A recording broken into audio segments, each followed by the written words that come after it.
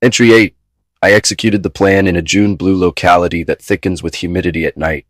The victim was a man who sold fixtures to restaurants. His hours were public, his privacy less so. He was competent in his habits and unremarkable in ways that allowed me to operate with ergonomic certainty. I left as planned, a partial contact point on a glass shelf in his kitchen showroom, a small scuff of fingerprint aligned on a vertical surface that would be missed by cursory sweeps and spotted only under a specialist's patience. I chose a fiber too, a sliver from a scarf structure I keep as a control in a small packet at home. It is not unique if you know textiles, but it is unusual enough to provoke curiosity when found alongside an otherwise immaculate scene.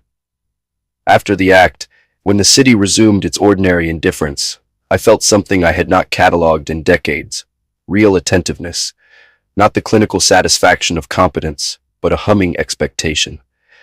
I sensed possibility like an animal senses a shift in wind. I watched the feeds, I listened to local talk radio. The case went like the others at first: discovered, cordoned, a spike of coverage for the day, the usual plaintive televisions, and the solemn layouts about community safety.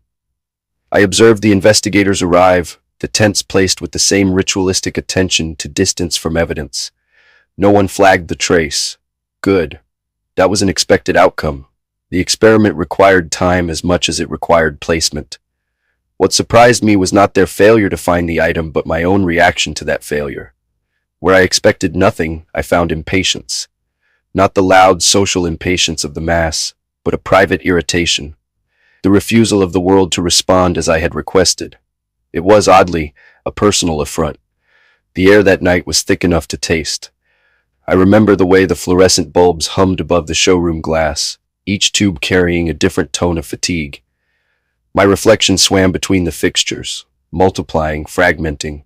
For a moment, I did not recognize which of the faces belonged to me. That dislocation was comforting. It meant the experiment had already begun. The man's last movements were mundane. He set an invoice book on the counter, wrote a figure, checked a phone. When the moment came, it required almost no force. The body folded neatly, as if rehearsed. I placed the trace with surgical calm, breathed once against the surface to fog it just enough for realism, then stepped away. The glass cooled under the air conditioning and preserved my mark like a fossil. Outside, the night smelled of detergent and rain. I walked a perimeter around the block, watching traffic patterns, testing whether any motion acknowledged mine. None did. I returned home through back streets that collect runoff and secrets in equal measure. The silence of the city felt neither hostile nor forgiving, merely procedural. At home, I cataloged the event the way I cataloged all things. 1. Time of entry, 22:41. 2. Duration, 7 minutes 18 seconds. 3. Trace placement, vertical axis, left of center 4. Residual odor, ammonia, bleach, faint copper. I closed the notebook and waited. Waiting, I had always believed, was a neutral act. Tonight it became physiological. My pulse synchronized with the rhythm of the newsfeed refresh. I monitored police frequencies until dawn, counting each unremarkable code. Silence accumulated like pressure. The following morning I walked past the cordon. The yellow tape sagged in the humidity. A reporter rehearsed lines to a camera with the automatic grief of profession. I listened to her list the victim's virtues: dependable, father, kind. The city loves the myth of the harmless. It absolves everyone else. I took note of the detective's posture, hands on hips, gaze scanning for cameras rather than clues. Their boredom offended me more than their presence. They would not find what I left because they had stopped deserving discovery.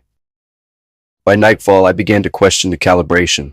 Had I smudged too much? Was the angle too shallow for lift? Perhaps condensation blurred the ridge detail. The thought irritated me. Precision had always been my insulation against emotion.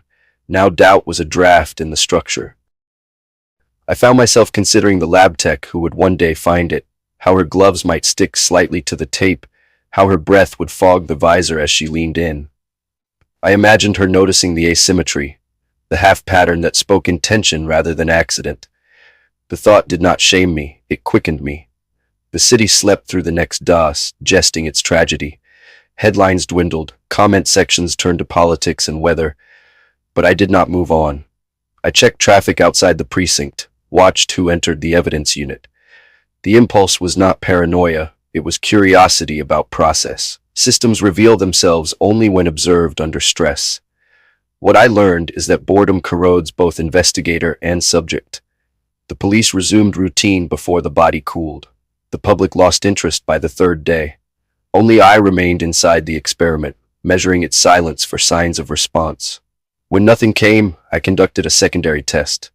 I filed an anonymous call to the tip line, 3 sentences delivered in an altered tone, a fragment of a clue phrased like gossip.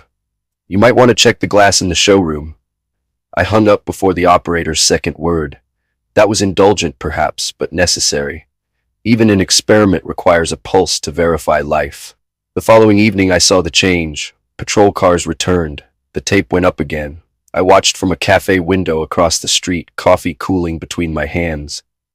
A man in plain clothes entered the showroom with the calm authority of someone who had argued for more funding. He carried a case. I saw the light of a portable wand sweep across the shelf. He paused. The camera bulbs flared once, twice. They had found it. I did not feel triumph. I felt recognition, like a teacher watching a student solve a problem correctly. The satisfaction was quiet, almost holy. Someone had finally looked in the right place. The broadcast that night was brief. Investigators reviewing new forensic leads. No details, no speculation. The case, the anchor said, remains under active study. That phrase, active study, made me laugh. Study implies devotion. It implies care.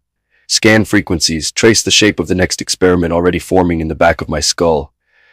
The silence has changed timbre. It hums in a new key, expectant. I do not yet know what the city will do with the question I have asked it. Perhaps it will ignore me. Perhaps it will send someone capable of answering. Either way, the variable is alive now, and for the first time in years, so am I.